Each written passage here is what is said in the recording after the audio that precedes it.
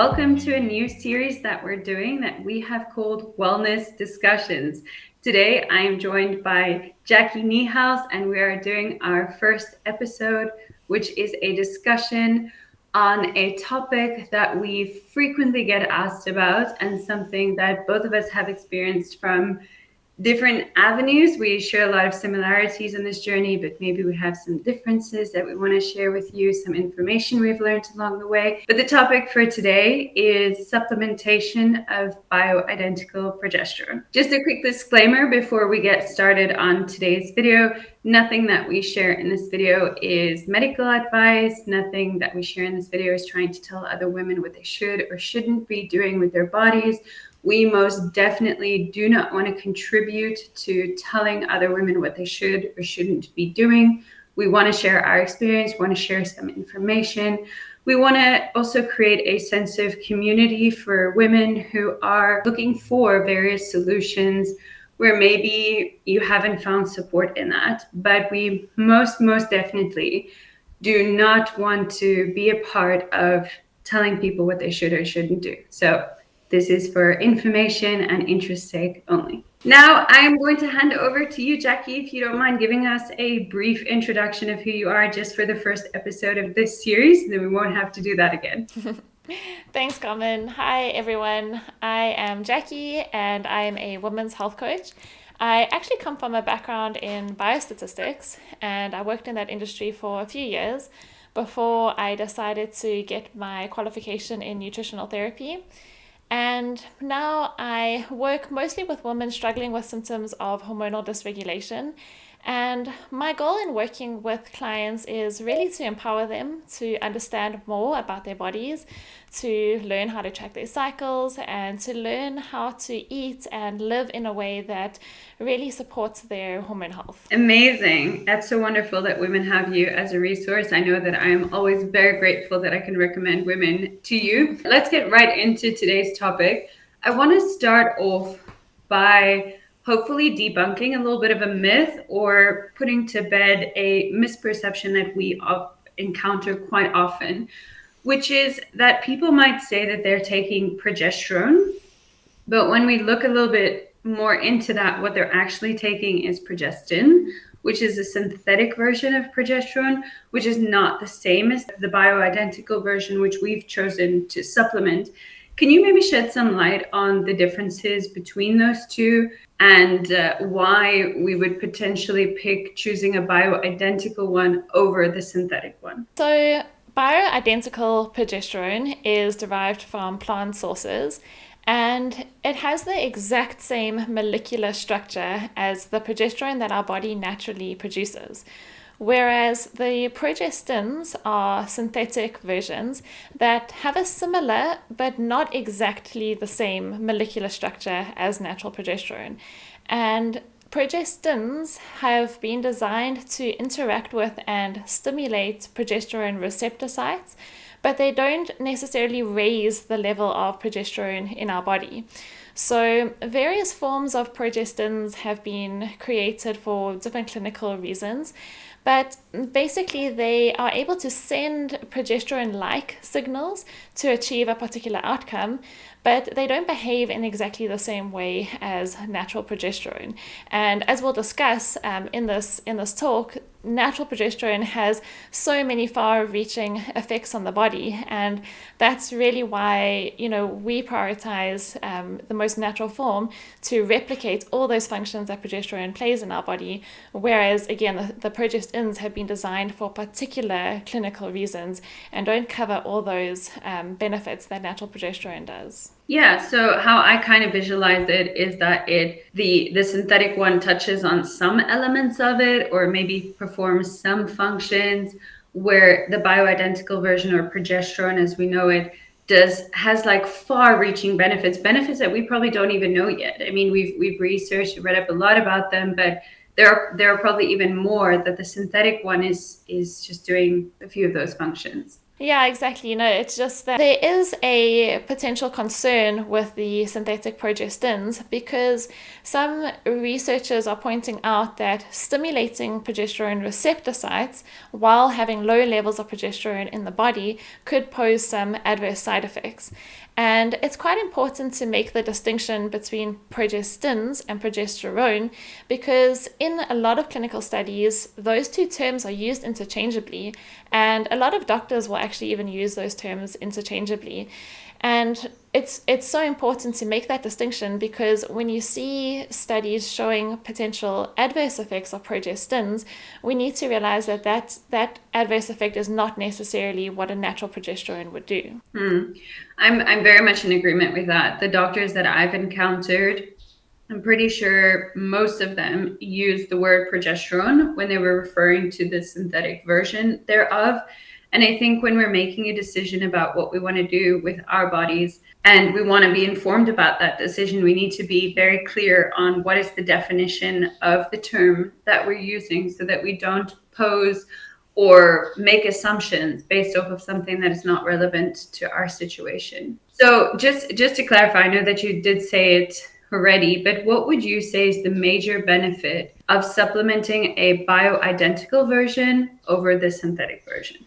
Yeah, so to answer that question, I think I'll go into some of the benefits of progesterone or the roles of progesterone in the body. And so many people know progesterone for its role in pregnancy. So progesterone prepares the uterine lining for the implantation of a fertilized egg and helps to keep that egg in place. And so many women who experience infertility or a lot of miscarriages in the first trimester, one of the potential reasons for that might be low levels of progesterone. Sorry, do you mind if I quickly interrupt you? I just realized maybe it would be helpful here if I just want to insert here a picture of the hormones so that we're all on the same page about what we're talking about, when this is happening in the body, and that we can follow better along with what you're saying. So just to clarify, in our cycle, in our menstrual cycle, we have the hormonal fluctuations, as you can see on the screen. And during the second half of our cycle, once we've ovulated, ovulation triggers the body to produce progesterone. So we will have a spike in progesterone from after ovulation up until menstruation. If that happens, if there's no pregnancy, if there's a pregnancy, then it will continue to create progesterone until the placenta takes over, which will also make progesterone. But essentially, naturally in our bodies, we're getting progesterone from right after ovulation until the right before your bleed starts, and the progesterone will drop, which will cause the lining to shed, which causes your period, which starts a new cycle. Okay, sorry, Jacqui, carry on. No problem. So, yeah, progesterone's role during pregnancy is well known, but many people think that progesterone is only important for pregnancy. But progesterone has so many far reaching effects on the body and is actually one of the most protective hormones that our body makes. So, for example, there is quite a high concentration of progesterone in the brain. So progesterone has a lot of neuroprotective properties. It's been shown to reduce anxiety. It's even been shown to prevent epileptic seizures. Our thymus gland has quite a high concentration of progesterone, and that's one of our key organs for immunity. Progesterone promotes respiration and circulation, so it has heart protective properties. Progesterone is also important for adrenal function. So when we are progesterone deficient, our bodies will overproduce cortisol. And having an overproduction of cortisol has many detrimental side effects on the body. For example, can increase the risk of brain damage, can increase the risk of diabetes, of abdominal fat accumulation. So progesterone is preventative against all those adverse effects. Progesterone is also important for thyroid function. So progesterone stimulates the secretion of thyroid hormone and promotes the transportation of thyroid hormone in the body. And then importantly, it's also important to have adequate levels of progesterone so that the progesterone to estrogen balance in the body is kept in a good ratio. And in today's modern world, many women are struggling with estrogen excess. even when blood levels of estrogen are normal, studies suggest that our tissue levels of estrogen can be up to 50 times higher. There's a lot of reasons women might become estrogen dominant. So, for example, we're exposed to a lot of environmental endocrine disruptors. So xenoestrogens are one of those that can increase our estrogen levels. Stress can disrupt the ratio of estrogen to progesterone. When our liver health isn't functioning optimally, we're not detoxing estrogen as well. So there are many ways women become estrogen dominant, and the side effects of having too much estrogen in the body can be quite severe. For example, it increases the risk of breast and ovarian cancer, increases the risk of autoimmune conditions. So we want to make sure that we have adequate levels of progesterone to offset those effects of estrogen. And all of those roles and benefits that progesterone has in the body, it's important to also realize that that is natural progesterone. That is the progesterone that our body naturally produces. Whereas, as we said, progestins have been designed for particular clinical outcomes, such as contraception, and they don't have those far-reaching effects that estrogen has because they don't act exactly the same way that progesterone does in the body. So that's, for me, one of the reasons that I would stay completely away from progestins, and rather either want my body to be producing as much natural progesterone as possible, or if I was to supplement a natural form of progesterone. Wow, thank you so much for all of that valuable information. One of the things that I was thinking about when you mentioned it is, we often hear this, or I've heard it been said to people who have typically thyroid conditions would be told, oh, get pregnant because they experience that during their pregnancy, their thyroid condition doesn't display the typical symptoms that they experience in other times. And also with women who have endometriosis, a lot of people will say, oh, well, just get pregnant. Obviously, I'm not advocating for people to just get pregnant as a way to address an underlying condition, but I'm guessing where that comes from is the benefits of progesterone and how high progesterone goes in pregnancy, which is obviously seems to have a positive impact on those two things, as you mentioned. And I think that that's quite valuable. I mean, it's not as simple as get pregnant, but it is a useful way to look at it, to say there is this amazing function that progesterone can do, and we don't necessarily have to get pregnant to address those things. The other thing that I was thinking about, but I don't want to go into it too much in this video, I think we can leave it for another video, is that a lot of women will say, oh, but I had my estrogen tested and it came back fine. It wasn't high. But like you're saying, if you did a blood test, that might not be the best reflection of whether your estrogen is high or not. And maybe there are other tests that are more appropriate to determine what's happening with your hormones. Or in my case, I like to go off of symptoms. So that's also another thing that we can discuss briefly is what are the symptoms that we experienced that led us to make the decision to start taking the bioidentical progesterone rather than to simply go off of a blood test that's saying it's normal. Because if you're feeling symptoms, then I don't really care if my blood test is telling me everything is normal because I'm experiencing this. I would like to address these things. These things are a hindrance in my journey. So I think maybe from here, we can go into why we decided to take it and what led us to taking it, if you don't mind starting. Yeah, so I'd say my, let's say, hormonal health journey began probably when I was about 21, when I decided to come off the pill. I had been on the pill for about 3 years, and the main reason at that stage for coming off was just because I didn't like how I felt on it. I didn't feel like myself. I felt very emotionally flat on the pill. And yeah, I really didn't like that experience. So when I came off the pill, I didn't fall back into a regular cycle. My cycles were very erratic. And when I started doing some investigation and testing into why that could be, I found out I was quite insulin resistant and had cysts on my ovaries, so I was diagnosed with PCOS. And at the time, I decided to go on a low carb diet to try and manage that. I actually initially really enjoyed being on a low carb diet because I lost a lot of weight and I was very, very lean. But my hormone health did not get better. In fact, my cycles continued to become more and more irregular, and sometimes I would go months without a cycle. And of course, I was told by gynecologists that I just had to go on the pill, and that's the only way to manage PCOS.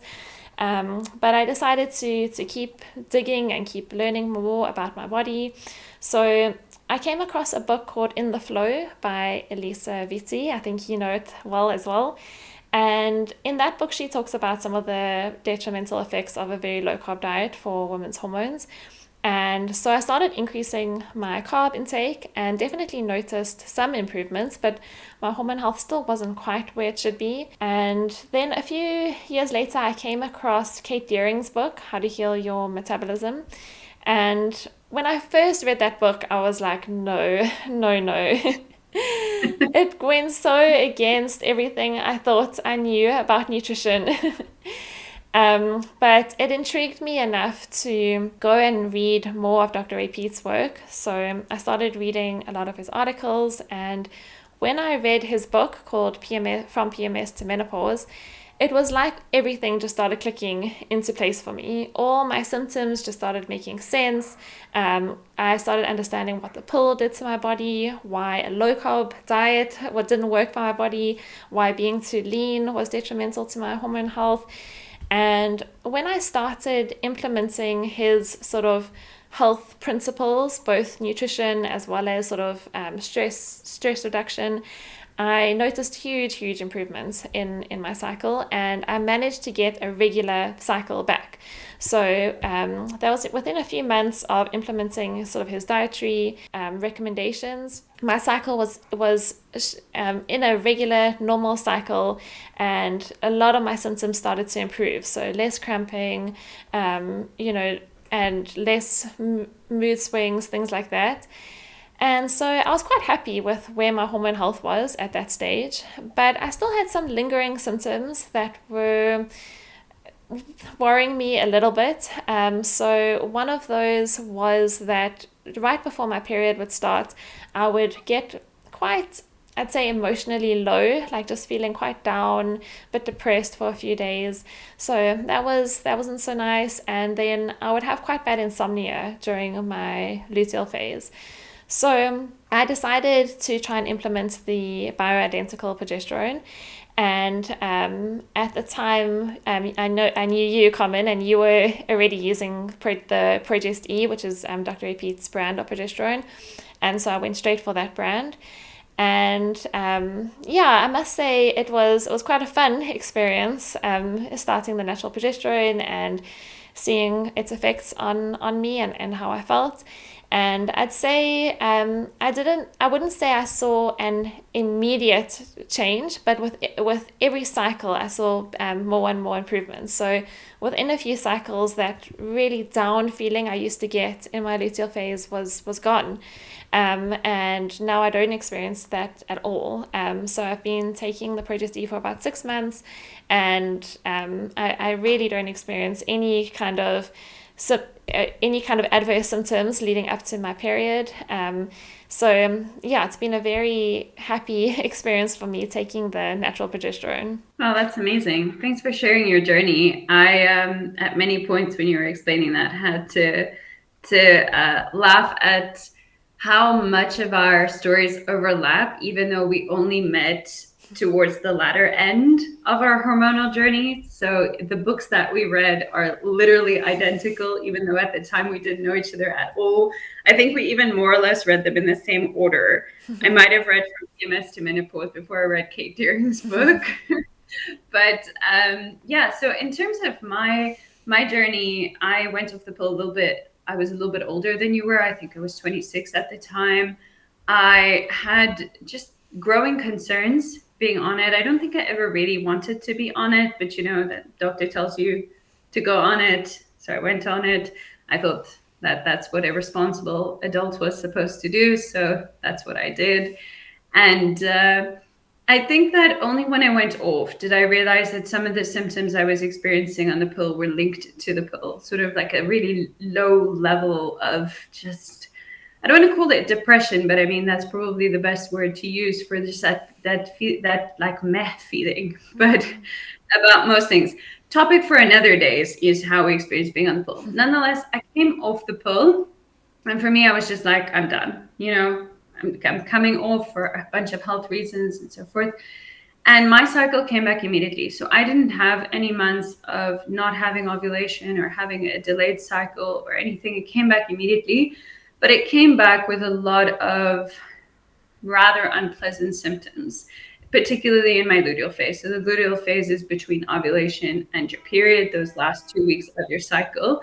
And I would get like really, really swollen breasts and really a lot of tenderness, a lot of frustration, like the kind of frustration where it's like completely irrational to what is happening in my life. And my periods were, I would say, on a scale of 0 to 10, probably level 5 painful, which to me is a bit unpleasant, and that's impeding with my life. So I implemented a lot of typical health things. So you did low carb. I never did low carbs. I love carbs, but I think what is that? Oh, there's a train. Anyway, what I did do was high intensity exercise throughout my cycle every day, no pain, no gain, push and all of that. And I think little to no sugar.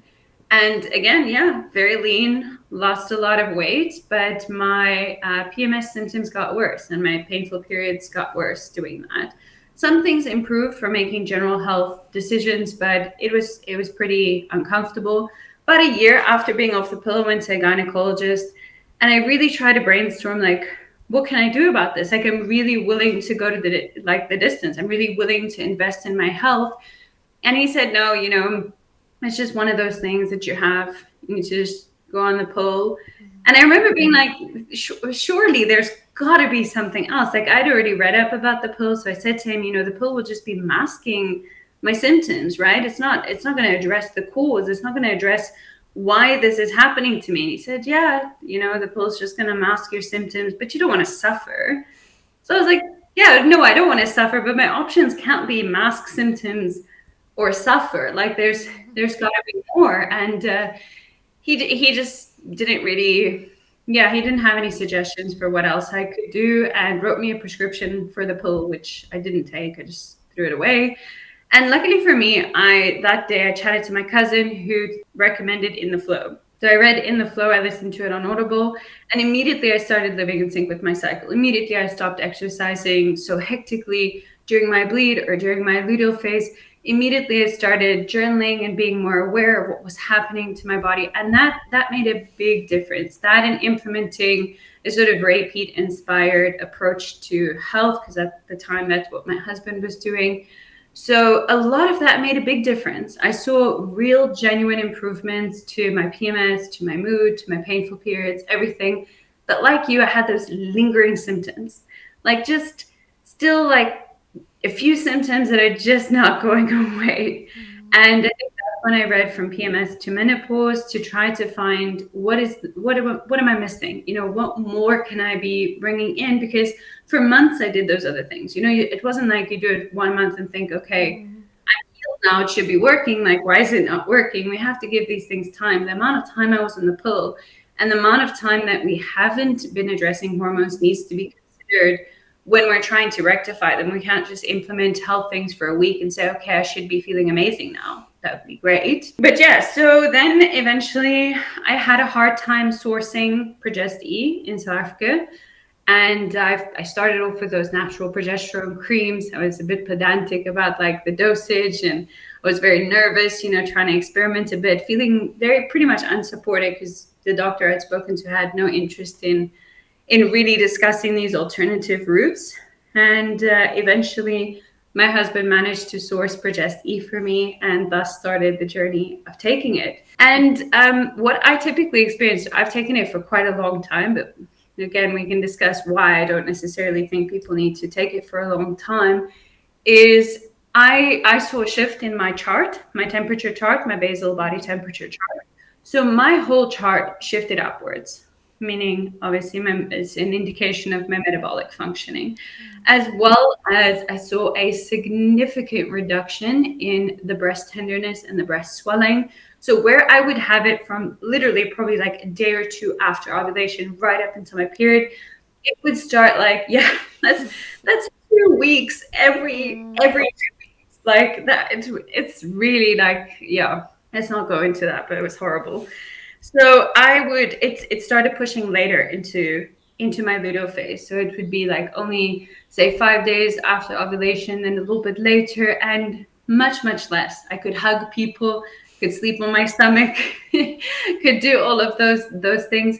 And one of the probably the biggest things was the reduction in frustration, the reduction in that sort of really like hectic, it's hormonal frustration, it's got nothing to do with the factors that's going on in your life, as well as my painful periods disappeared. So not that I'm advocating or saying women should work on their first day of bleeding, but I could no pain pills, no hot water bottle, no nothing.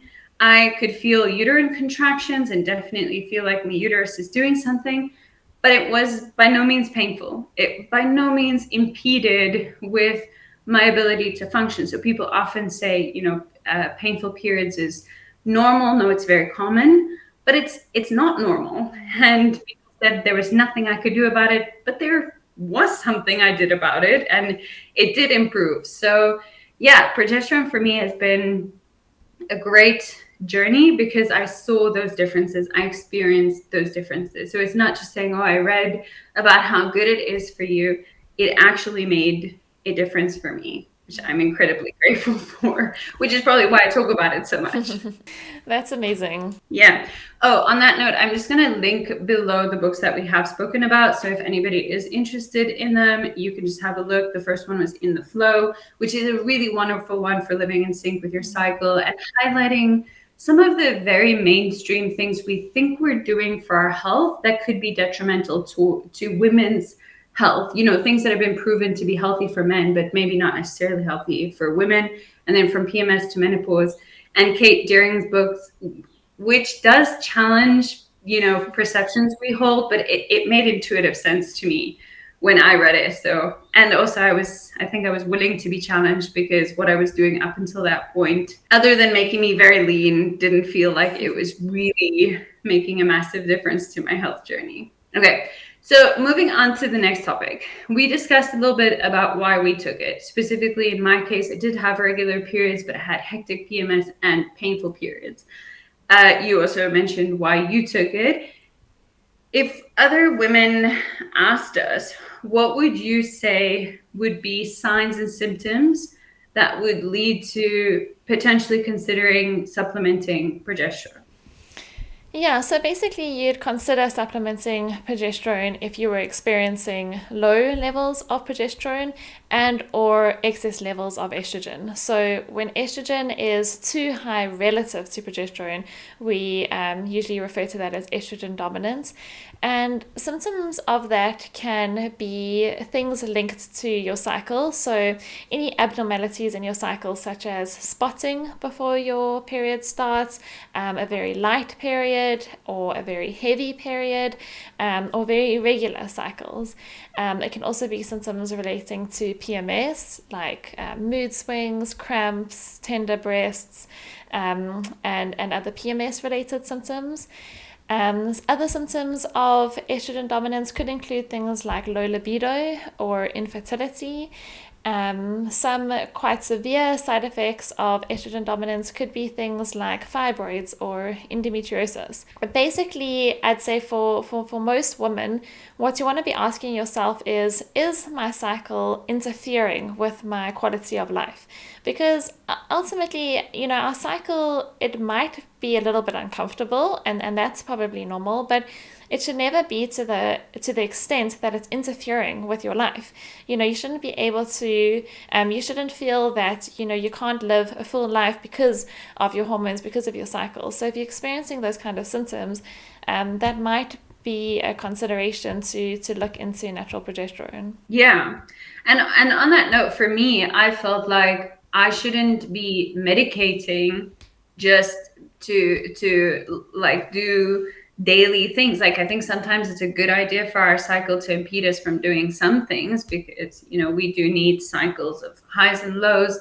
But if we feel the need to medicate through pain, I think that's an indication that that's maybe too much pain that we're experiencing there.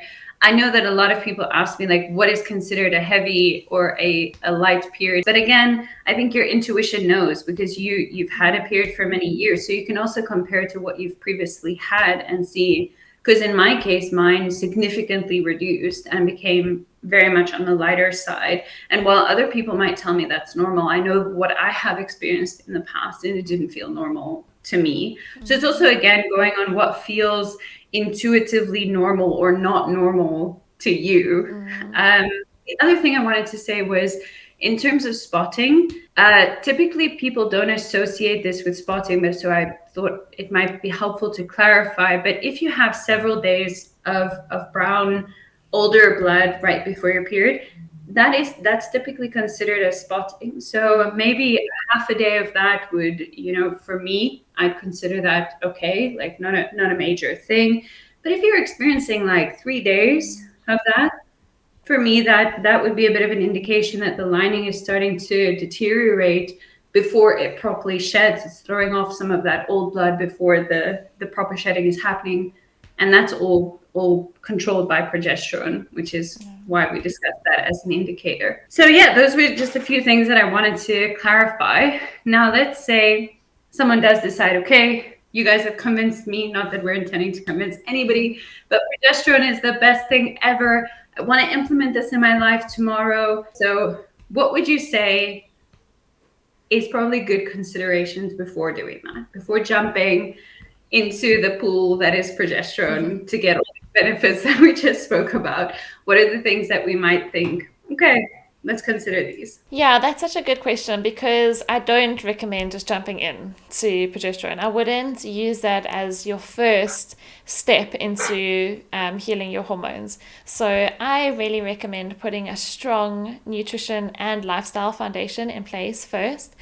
And if we have to look, why isn't a woman producing enough progesterone? So why would someone have inadequate levels of progesterone? One of the common reasons is undereating. So firstly, we want to make sure that you're eating enough so that your body can actually ovulate and create progesterone. Another common reason could be nutrient deficiencies. So nutrients are involved in the process of creating hormones, metabolizing hormones, using hormones. And so we need to make sure that our diet is providing those nutrients. So for example, vitamin A is involved in the synthesis of progesterone. And many women aren't getting enough usable form of vitamin A in their diet, which you get from things like liver or eggs or full-fat dairy. So looking at nutrient deficiencies is something to consider. And then stress is an important aspect to consider first. So if you're living a very stressed out life, over exercising, high demands on yourself all the time, that's probably one of the reasons you're experiencing hormonal dysregulation issues. And it's important to address those things and not try and rely on using natural progesterone as a cover-up for those things. We do need to address those lifestyle aspects as well. And then one of the important things that I really prioritize when I work with women is eating in a way that balances your blood sugar. So Katerina Dalton's work looks into this a lot, and what she found was that progesterone receptor sites cannot bind to molecules of progesterone when our blood sugar is too low. So I always prioritize eating well-balanced meals on a regular basis to manage that blood sugar. And that's one of the important things we want to put into place before starting on natural progesterone. And then another important aspect of that sort of nutrition foundation is working on your liver health. So what happens when we start supplementing progesterone, if you've got a lot of estrogen stored in the tissues, is we can start pushing that estrogen out the tissues, and that increases the level of circulating estrogen in the body. So we need a really good, well-functioning liver to be able to detoxify that estrogen. And so, for example, one of the things that the liver needs to function optimally is adequate protein. And many women are under eating protein. So I first make sure that they're getting enough protein, that their liver is supported, that their detoxification is functioning well, before starting on natural progesterone. Wow, you said so much valuable stuff there. I literally have to like take notes. But one of the things I wanted to touch on, which was an important journey for me, and I'm quite sure I'm not alone in this, is to really create that connection of listening to what my body is telling me and letting go of the messages society has told me my whole life. So letting go of the idea of calorie restrictions or only eating a certain amount during the day, because if your natural cycle has come back, we have a fluctuating appetite. And I mean, I've journaled meticulously now for 4 years with my cycle. And perfectly during my luteal phase, I have a much, much greater appetite, and also it changes the type of food that I'm craving. So when I was journaling that, I could learn to listen to my body rather than be like, oh no, I reached my calorie cap for the day and I'm going to restrict eating, when my body is clearly telling me that it wants more nutrients, it wwants more food. So I'm by no means saying, okay, when your body's craving Mackie D's, go get Mackie D's. That's not what I'm saying. I'm saying listen to the body. So maybe it's craving some sodium because those chips are very salty. What is the body craving? And I don't think, maybe this is an unpopular opinion, but I don't think if we're eating natural food, you're going to overeat. I think you can listen to your body when you take out those additives, because then your body's not going to crave the additives. You're not going to be able to eat a whole bag of apples. If you do, that is very impressive.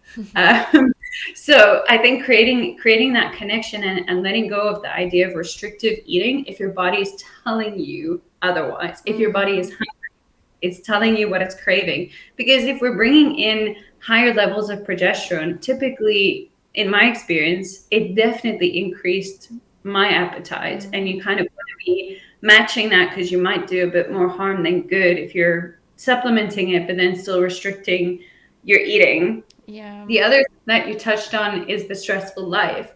And a topic for another day I think would be beneficial. I mean, you and I discussed this at length, is maybe your lifestyle isn't serving your health journey. Maybe the choices that you're making there is not serving you. So we talk about not letting your hormones interfere with your life, but we also have to recognize, to what degree is my life impacting on my health? And I think stress is one of those. I think it was a major contributor to a lot of the issues that I've had. And it was really, really difficult to change that. It's much easier to take a supplement than to address all the stressors in your life, especially things that we don't even consider to be high stressors, when people say good stress and all that. But I'm going to leave that topic for another day.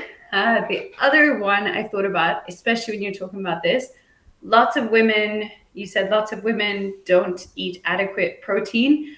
I form part of that. Even though I'm so focused on my health, even though I have a husband that's very committed to our health journey and we share making food, it's actually downright hard for me to get the adequate amount of protein in. It's not an easy task. So we can maybe discuss again in another video what would be recommendations or good ways for women to get protein in. That's easy, given that that's probably something other people also struggle with, and not just me.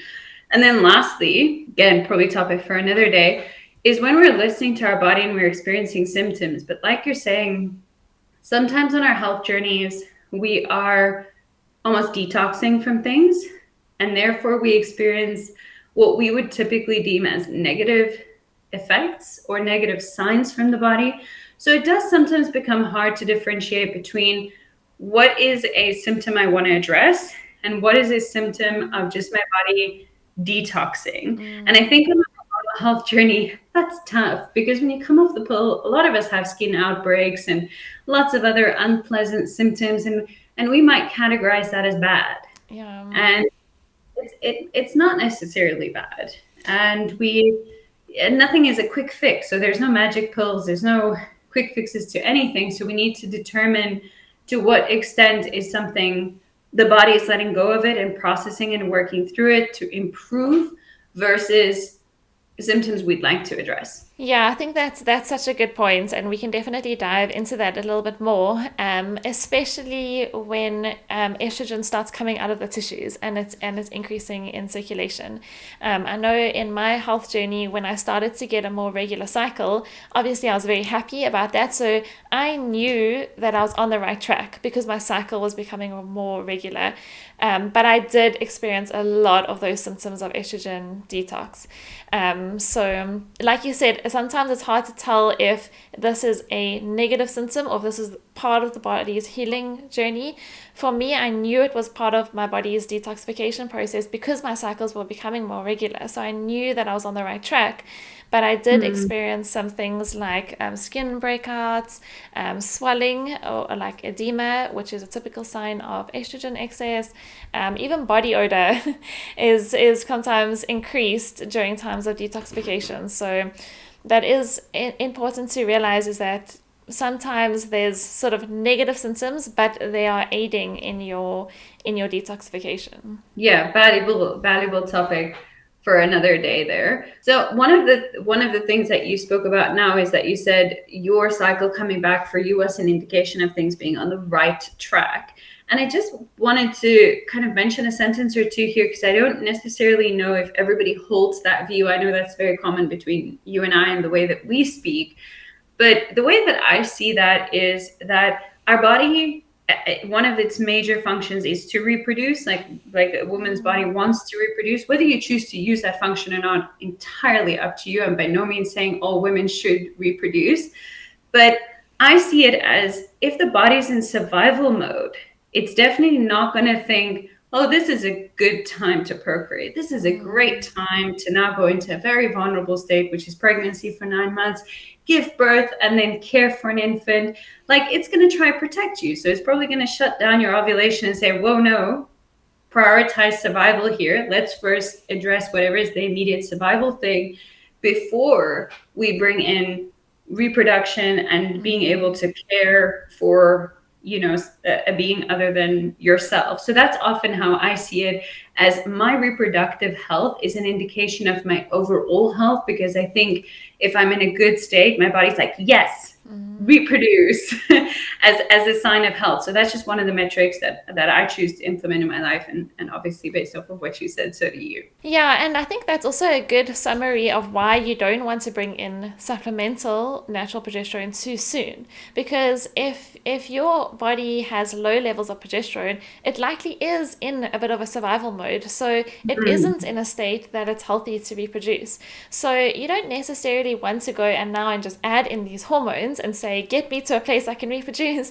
Yeah. You need to do that foundational work. You need to make sure you're eating enough, that you are getting your nutrients in, that your stress levels aren't through the roof. You set your body that foundation so that your body feels safe. It feels that it's in a place that it can reproduce. And then you use the natural progesterone as a supportive tool in all of that. You don't use the natural progesterone as a band-aid. You don't use it to it's not the magic cure to all your health symptoms.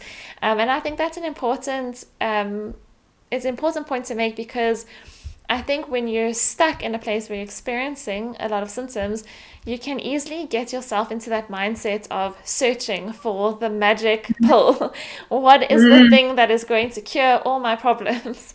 And we really need to shift that mindset to say it's a whole foundation, it's a lifestyle that ultimately supports our hormone health. It's not one pill or one supplement or one injection or whatever that's going to fix that.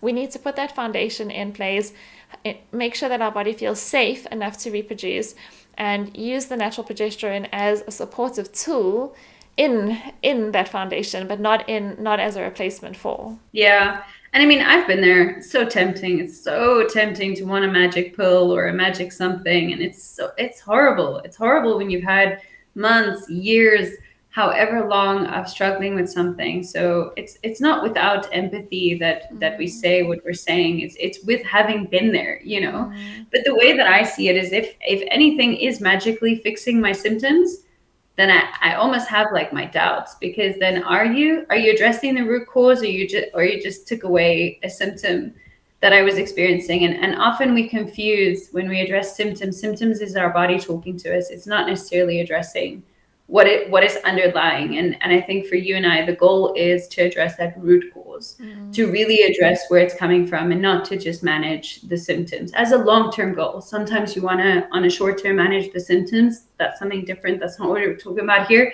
Here we're talking about that long-term outlook on your hormonal journey, which is where supplementation of progesterone comes in for me. It comes in on that long-term journey of addressing the root cause and being willing to walk the distance with it, and being willing to make all the other changes in addition to supplementing it. But back to the topic of supplementing it. Do you have any concerns when someone wants to supplement it and bring it in? Are there any red flags for you? Any warning lights? Anything that you think you feel that you would want to tell people about, like any potential risks? Yeah, so to be honest, mostly no. I did a lot of research on natural progesterone before I implemented it myself, and I was quite happy with its safety. I don't think there's any severe risks that we need to be necessarily worried about in terms of supplementing natural progesterone. Overwhelmingly, the evidence I've seen is that it's very safe to supplement. But I do think maybe there's a few caveats. So firstly, like we said, putting that foundation in place, and getting your liver health in an optimal place to support detoxification before we start supplementing it. And then one potential concern would be if you have an enlarged thyroid gland. So what can happen, because progesterone stimulates the release of thyroid hormone, if you start taking progesterone in that state, you might put yourself into a hyperthyroid state. So if you start experiencing symptoms like a really elevated heart rate, sweating, nervousness, anxiety, that might be why for you that you've stimulated this over-release of thyroid hormone, and that could be an indication that you need to focus on thyroid health first before you implement the progesterone. So you might need to look at thyroid supplementation or supporting your thyroid health in other ways before starting on the natural progesterone. But even then, I wouldn't see that as dangerous. It's just, you take it, you notice I'm not responding to this so well, you stop it, and you have to work on the foundations a bit more. But other than that, I don't see any negative side effects of supplementing it. Again, everyone needs to assess their own body. So if you do supplement it and you think this is not working for me, it might be that it's not working for your body, and you need to take that into account and make adjustments from there. So, but in terms of safety, I'm quite comfortable that there aren't serious adverse risks that could happen from taking progesterone. Yeah. Well, when I took it, I had a sort of more cautious approach, I guess, but that's because at the time I literally knew nobody else taking it, and I didn't feel that I had anybody I could bounce ideas with or talk to about what I was experiencing. I couldn't hear, firsthand what somebody else's experience was. So I think I was just nervous, but everything that I'd read, my mind was at ease that I was making a good decision for my hormonal health. And like you're saying, having that awareness. So I continued obviously to journal to see, how is my body responding to this? Because no amount of somebody else telling you something is good for you, if it's not working for you, then who cares if somebody else says it's good for you? It's about whether or not it's actually working for you. One of the two, I guess, short-term effects that I wanted to potentially highlight and hear your opinion on is, one of them is saying if you take too high dose, you can potentially feel a bit lethargic, a bit sleepy. I've taken some very high doses as part of my experimenting, and I've never had that. So I just wanted to hear if you've experienced that. I know that people can experience it. I just haven't. Yeah, I haven't experienced that myself. I do definitely notice that I feel quite calm. I'd say it just helps me feel quite calm and relaxed, but not sleepy. But I would say that it does seem to benefit my sleep quality. So so if I like to take it at night for that, but I wouldn't say that during the day when I've taken it, it's made me feel sleepy at all. Yeah, I definitely don't feel sleepy, and I take it in the morning, and I take it at night, and I take it during the day. The other one I wanted to discuss is the potential, and I guess we're going to talk about this, is if you take it at the wrong time of your cycle, then obviously you can mess with your cycle. Now we can talk about whether messing with your cycle is a good or a bad thing, or what the impact is of that. But before we get there, other possible maybe adverse feelings or symptoms that people are experiencing could be from the actual progesterone you choose to take. So you and I both take ProgestE, which is progesterone in vitamin E. And I just thought maybe you could say why that is. Give us the technical details of why we take that specific one, or why even Peat made that specific one. Yeah, so comparing the ProgestE to sort of the more conventional progesterone creams that you often find, the main benefit, I'd say, is the concentration of progesterone. So a lot of those progesterone creams are less than 0.1% progesterone, whereas the ProgestE is 10% progesterone. So you're getting quite a good concentration. So that's enough to actually have an effect on your levels of progesterone, which is the goal if you're taking progesterone. So I'd say that the concentration is probably the main advantage. But then another advantage is the absorbability, the improved absorbability of it. And that's firstly because of the particle size of progesterone. The smaller the particle size, the more bioavailable it is. So that's been optimized in the ProgestE, as well as the vitamin E itself helps with the absorption and helps to spread it into your tissues. And then, sorry, I was just laughing because I've taken those creams, and I remember being like so meticulous about like the tiniest dose. And now looking back, I'm like, I probably could have rubbed that whole thing all over my body, and I'm not sure I would have felt anything.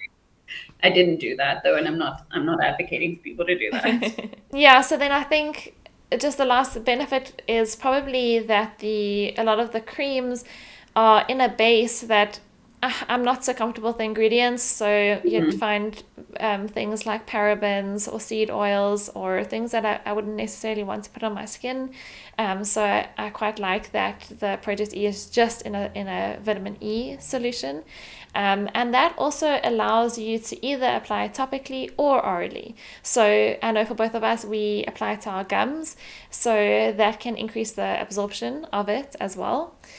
And I just want to add that there are other good progesterone products on the market. I think I've seen quite a few supplement brands that are sort of inspired by Ray Peat's ideas that have come up, and they also have some good progesterone products, I'd say with probably all these same benefits. So that's really just comparing the ProgestE to the progesterone creams that you often find. I've definitely seen a few others on the market, since taking this one, and I'm not necessarily advocating for people to take the one we take. I really just like taking the exact one that I read the research of. Like, I think that gave me a lot of peace of mind to take that specific one. And I think I shared the concerns you had with those creams that are made from yams and whatnot. I remember having a conversation with Ian, saying to him, yes, I want the progesterone, but I don't want the seed oils. And am I offsetting the benefits by using a cream that is mostly a product that I typically don't want to put on my body? Whereas the vitamin E that is in ProgestE, when I'm not taking ProgestE, I anyway supplement that as like a separate supplement. But before we move on to how to take it, dosages, when to take it, and so forth, are there any potential things that people can experience from taking vitamin E specifically? Or do you have clients, or if you had a personal experience where people can look out for this, that maybe it could be the vitamin E that's bringing up this reaction? Yeah, so I have had people tell me they experience nausea when they take ProgestE, and my suspicion is that that's the vitamin E and not the progesterone causing that, and that's because they took it on an empty stomach.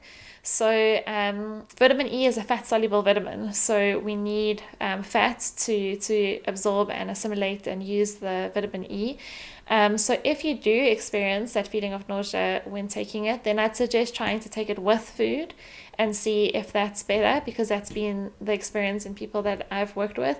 But it's not necessarily the case that you will experience nausea. So I know for you, Carmen, you don't necessarily take it with food, and you never noticed that problem. Yeah, no, a lot of times I don't take it with food and I don't notice the nausea at all. I mean, it's not the best texture, which we'll move into that section now. But yeah, I don't experience nausea. But it's good to know that if someone is potentially feeling nauseous, they can try have it with a meal, and then see how that works for them. Okay, let's move on to how to supplement it, when to take it, and all of that. So the when, we briefly discussed this already. In my opinion, I wanted to take it when my body was naturally producing it, which is the luteal phase. So I would track my cycle, make sure to confirm ovulation. Once I was sure that I had confirmed ovulation, the same way I would track it to avoid pregnancy or to conceive, then I would supplement ProgestE from when I've confirmed ovulation, and for me, straight up until when my bleed started, when a new cycle started. So typically that's when the body would naturally produce progesterone. Any thoughts from your side? Did you take it right up until your bleed starts, or how did you take it? Yeah, so I always recommend that women get very familiar with their cycles before starting progesterone. And by that, I mean tracking your basal body temperature and tracking your cervical mucus, so that you are very well aware if and when you ovulate. And that might take a few cycles to really get in tune, understanding your cycle, understanding that temperature shift, knowing what symptoms to look out for to know that you did ovulate, when you ovulated. And once you're very familiar with your own cycle, it's going to make taking the ProgestE a lot easier, because then what I would suggest is you start taking it from after you've ovulated up until your just before your period starts.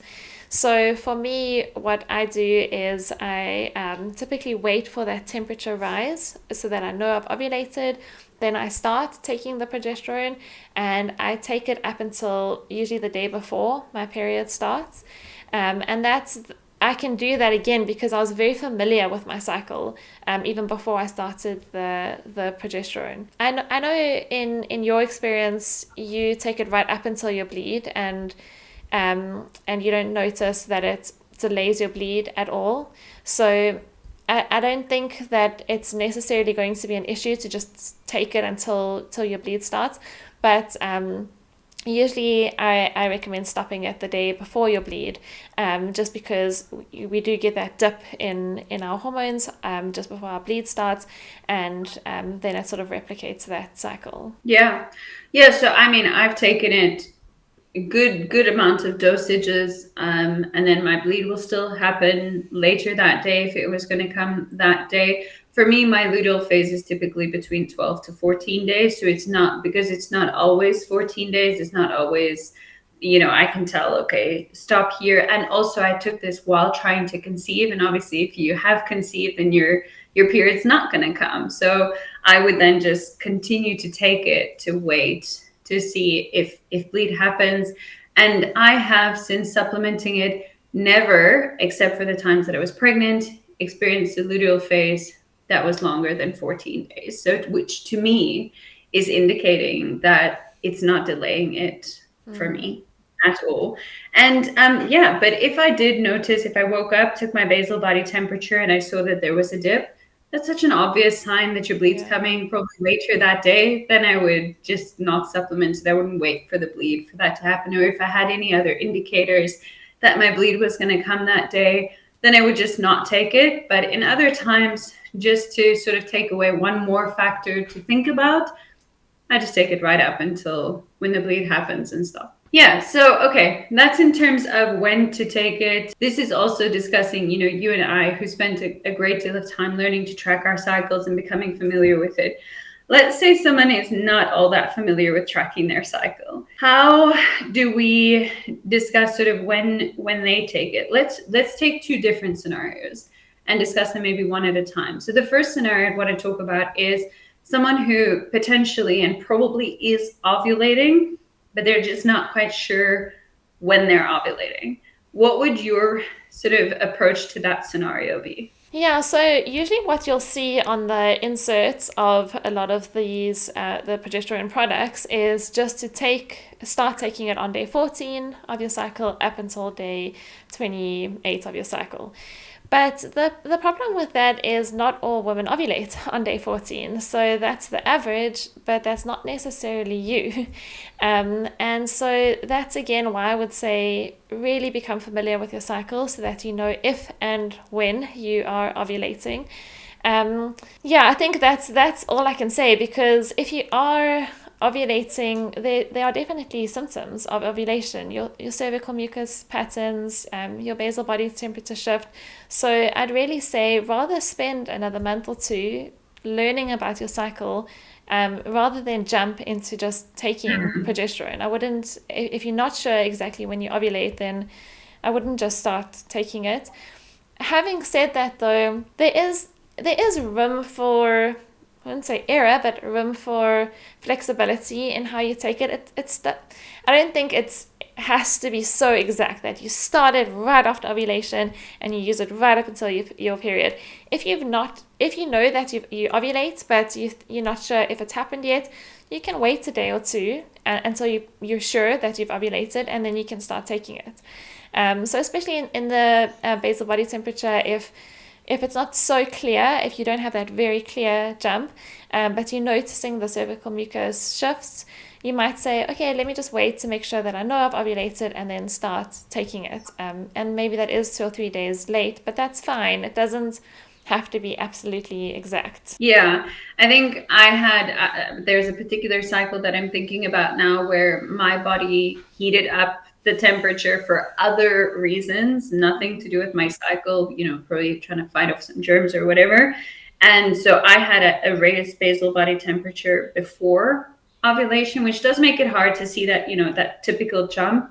So then I would rely predominantly on cervical fluid and to check that the basal body temperature stays high. And for me, in those times, I would just wait a few more days before supplementing it, because I don't want to mess with my cycle. But that is because I really like my cycle. I really like the natural progesterone production.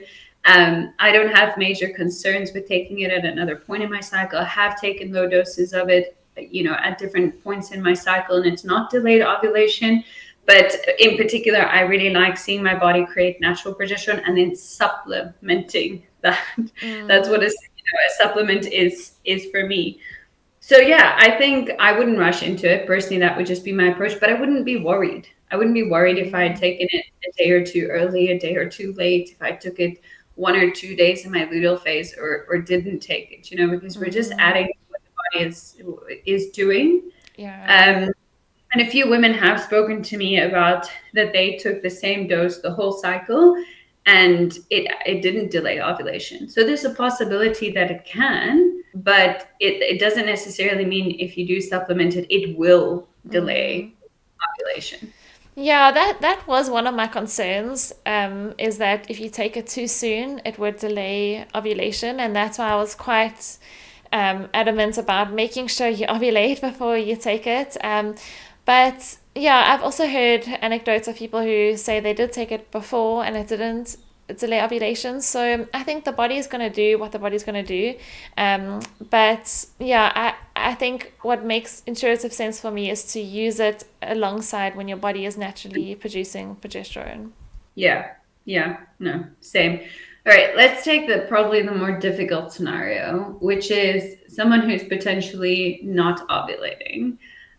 Someone who is having either no bleeds at all, or their bleeds come every 40 to 50 days, but it's not after ovulation. It's just happening as a result of the lining getting heavy and then eventually shedding. So again, I don't want to go into in this video, but it might be helpful for women if we do talk about what it looks like to have a cycle where you do or you don't ovulate and just how to spot the differences. But let's take the scenario where can quite comfortably say somebody's probably not ovulating. What would you Yeah. say there? So in that scenario, I would definitely like to first work on if we can get ovulation back before starting on progesterone. So I mean, that was me for a long time, and I managed to get my regular cycle back through using nutrition, through using stress reduction, things like that.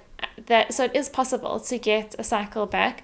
And so I really prioritize that, working on those foundations, getting the micronutrients in, make sure you're eating enough, balancing the blood sugar, working on thyroid health. All of those things can do a lot to get your body to start ovulating.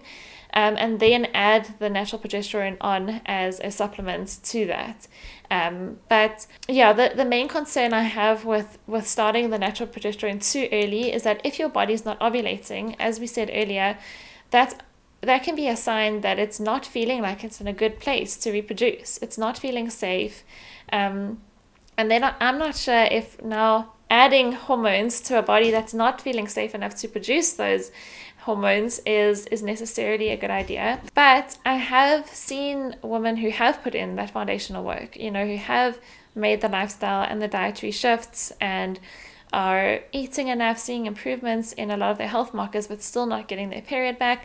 And they would like to use the natural progesterone to try and kickstart their period. So theoretically, you could use the natural progesterone to kickstart your period by trying to replicate a natural cycle. So using the progesterone 2 weeks on and 2 weeks off.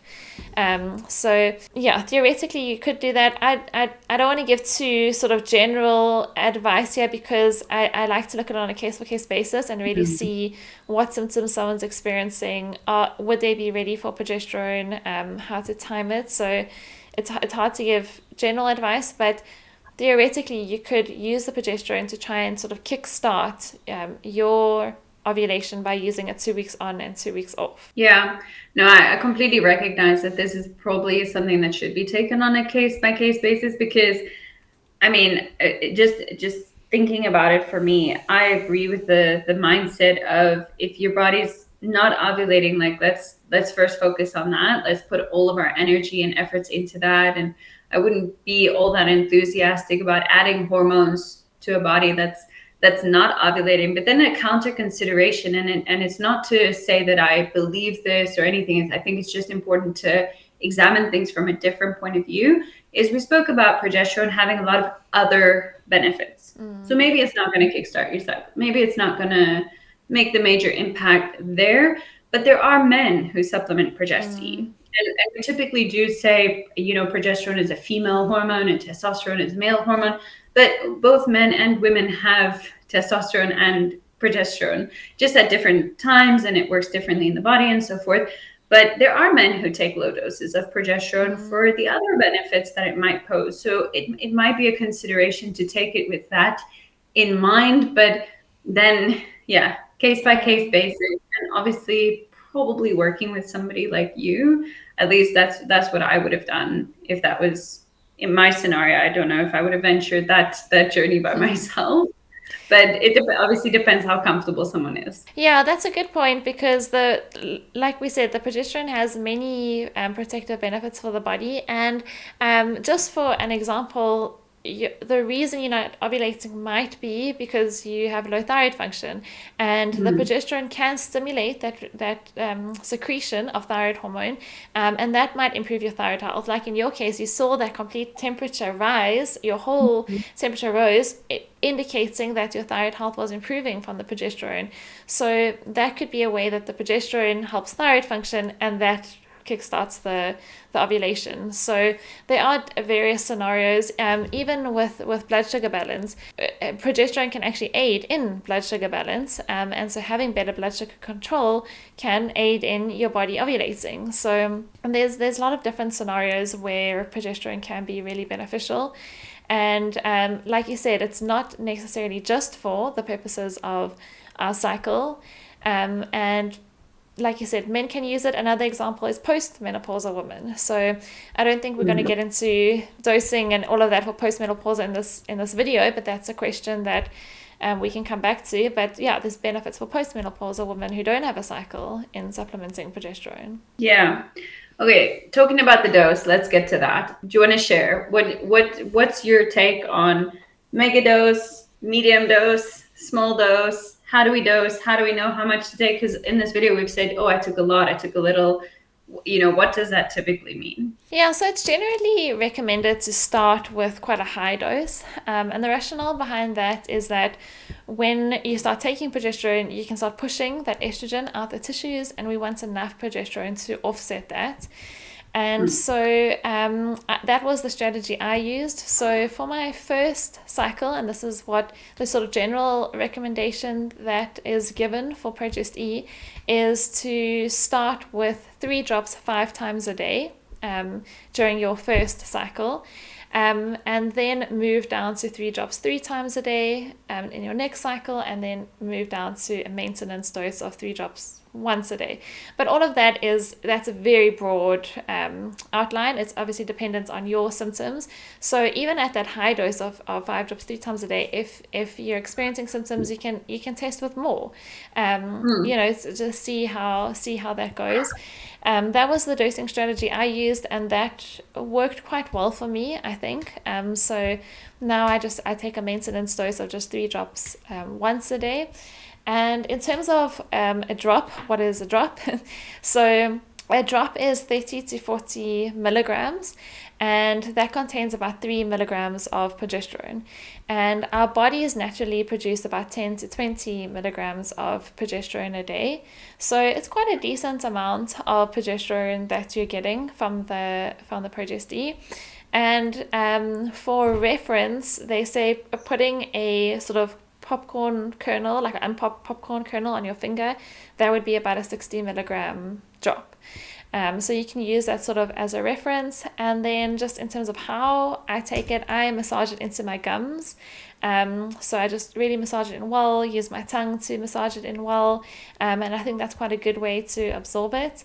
I have used it transdermally before, and I'll also use it on my skin if I've got any kind of skin issues. So even a bit of, if I'm getting a bit of a breakout, I'll use it on my skin, and that's quite helpful. Awesome. Yeah, so I started not like that, even though I'm very now familiar that the recommendation is start high dose, move on to more of a maintenance dose. Again, because of the circumstances around when I started supplementing it and feeling very much experimental, I started with a low dose until I felt confident, like, okay, I can take a little bit more than this. And I don't think there were any major side effects from doing that other than potentially wasting my money. But that's what I've done. And throughout my experimenting on my own body, I've taken some very high doses, and I've taken some medium doses, and thankfully, I've never experienced negative side effects from doing that. But I wanted to feel comfortable to experiment with that, because I find that measuring out the perfect dosage is quite an irritating thing to do up and above all of the other health efforts we do. So it's very easy to say, okay, get your tiny ass scale and do all these things perfectly. But on the health journey, like realistically, we're talking about one supplementation here on like a massive, like how much effort we're putting into our health. So personally, I didn't want to spend my time worrying about, being pedantic about dosage with this supplement. Obviously, if a supplement has higher risks, I'm going to be a lot more pedantic with it. And the other thing is, because I use it on my gums and I sort of just from the bottle onto my gum, I can't really see how much I'm taking. So from my perspective, I just kind of base how it feels on my gums now, because I've been taking it so long as what I would deem a high or a low dose for that. And I do think this product is hard to dose, but I do also feel comfortable when I don't exact dose it, because I've personally experimented with it, and I didn't have any sort of negative effects from doing that. In terms of how to take it, same as you, take it on the gums. I started taking it on my skin. It's very sticky, very, very sticky.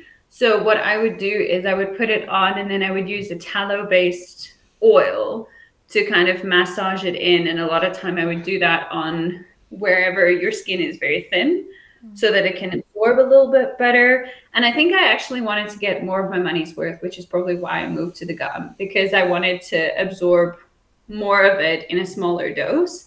So yeah, here, inner thighs.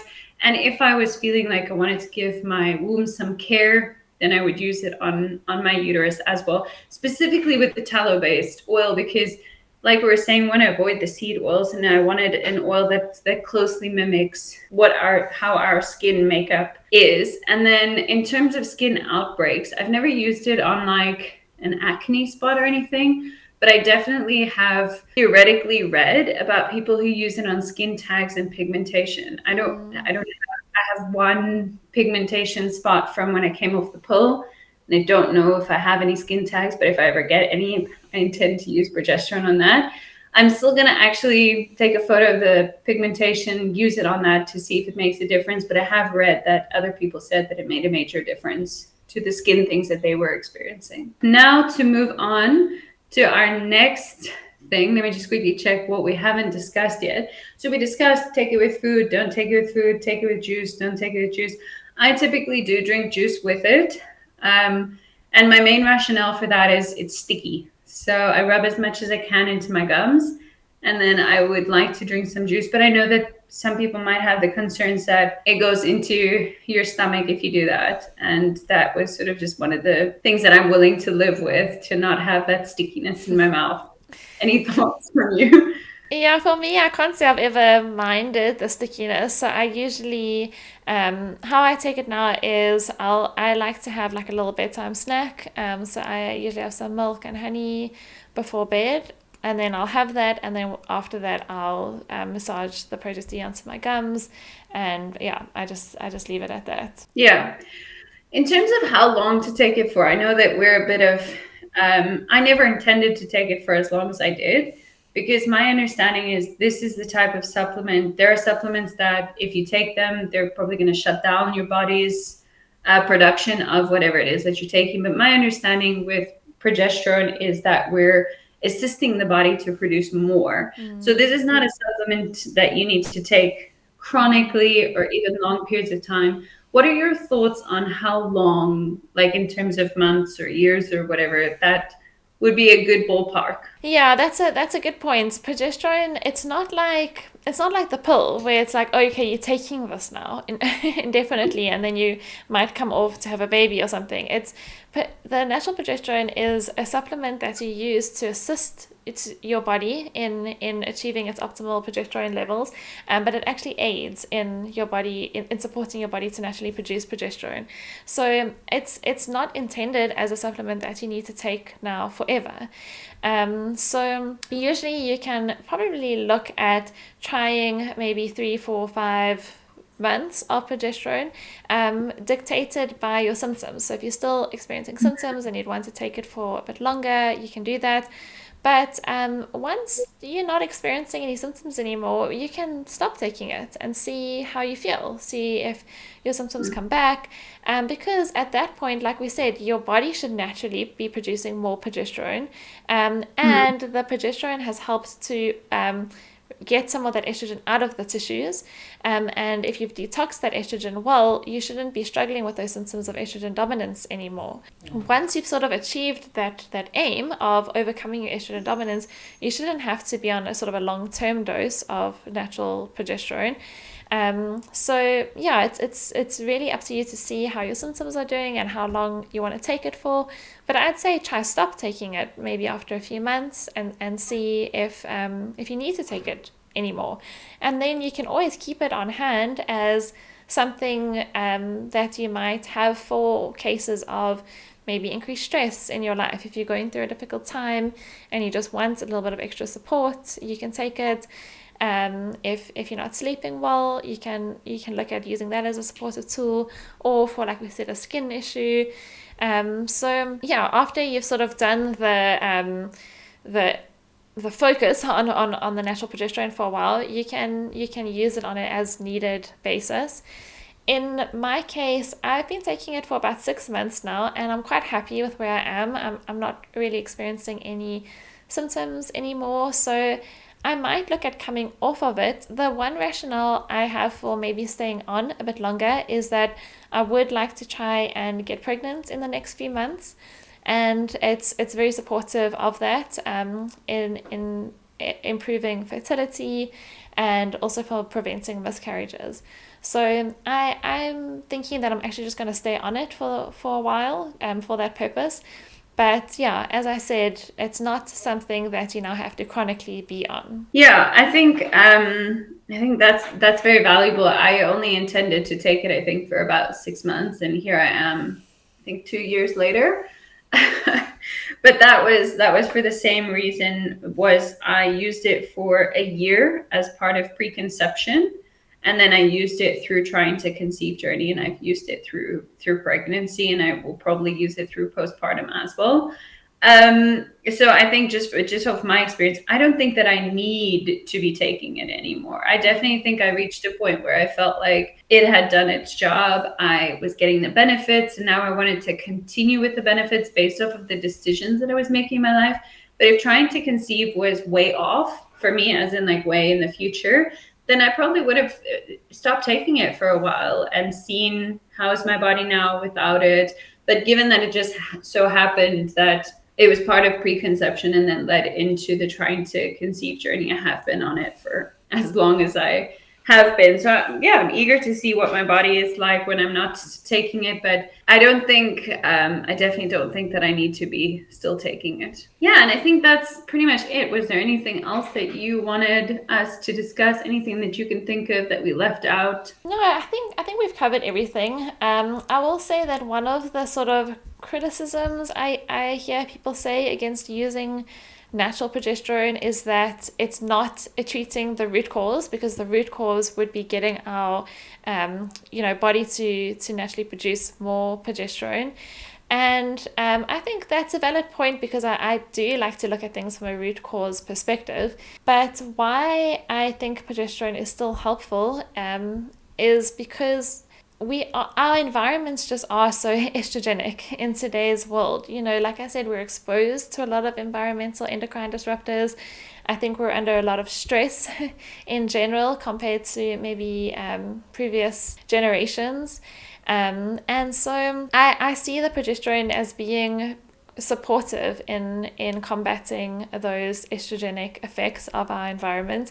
And so I do see it sort of as part of treating the root cause, and so that's sort of the what I say when I get that kind of criticism. Mm-hmm. But I do get that people are saying supplementing a hormone is not treating the root cause, but like we said, we use it in combination with nutrition, stress management, all those things. It's not the magic bullet. Yeah, I think that is something Ian and I talk about all the time, because obviously a large part of our lives is our health journey, and that includes like the budget that goes to supplementation. And ProgestE, I mean, I wouldn't say it's an expensive supplement, but it's definitely not on the cheaper end of supplementation to take either. So one of the things that Ian and I often talk about is, check yourself why you're taking a certain supplement. And I have a strong stance towards like that I shouldn't need supplements. Shouldn't, obviously, here meaning that I want to ideally not need to supplement anything. And Ian often reminds me that would be in ideal conditions. That would be in an ideal environment. And we're not currently living in an ideal environment. We have a lot of environmental pressures. The same thing with skin. Like, technically, I don't think we need to wash our face or moisturize with fancy products if we were living in a forest. But we don't live in a forest. Well, I don't live in a forest.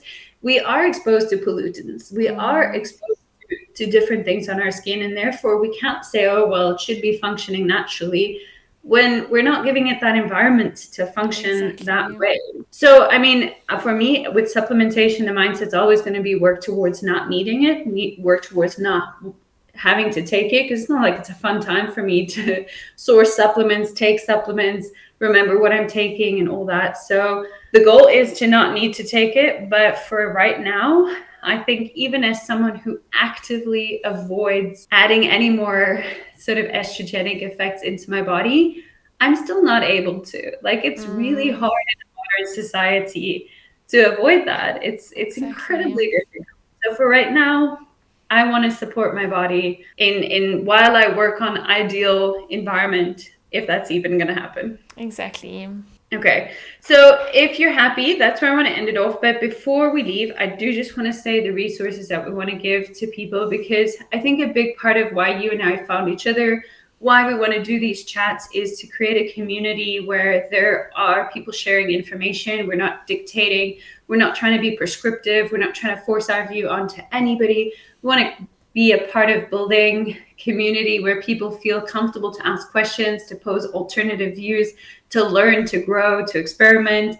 And what can we do in terms of providing people with resources for that? So in the description box below, I'm going to try and link all of the books that we spoke of. I think that they are really fantastic books for anybody on their health journey. There was also a link that you shared with me that had quite a lot of valuable information about progesterone, so I'm just going to link that one as well. I'm obviously going to link your services, because it really depends, like, how do people want support on their health journey. I have thankfully a very health nerdy husband and a lot of friends in this, so I've not felt that I needed or wanted to make use of services. But it depends, are you feeling like you have the support and you have access to information? If not, maybe it would be worth considering working with you, depending on what the person is experiencing.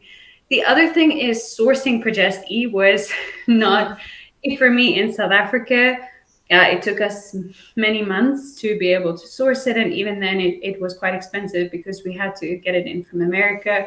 So I know that you can assist people with sourcing it. So if you don't mind, I'm just going to link your email or your Instagram down below, that if people wanted to source it in South Africa, that they can obtain that from you. Okay, amazing. So then I just want to say thank you to everybody who joined us. Let us know in the comments if you've got any questions. If there's anything you heard us say that you're excited for us to talk more about, let us know, and we will then continue to make this series for you if that's what you enjoy listening to. Thank you so much, Jacqui, for sharing your wisdom with us and having this chat with me today. Yeah, thank you so much, Carmen. I really enjoyed this and looking forward to more.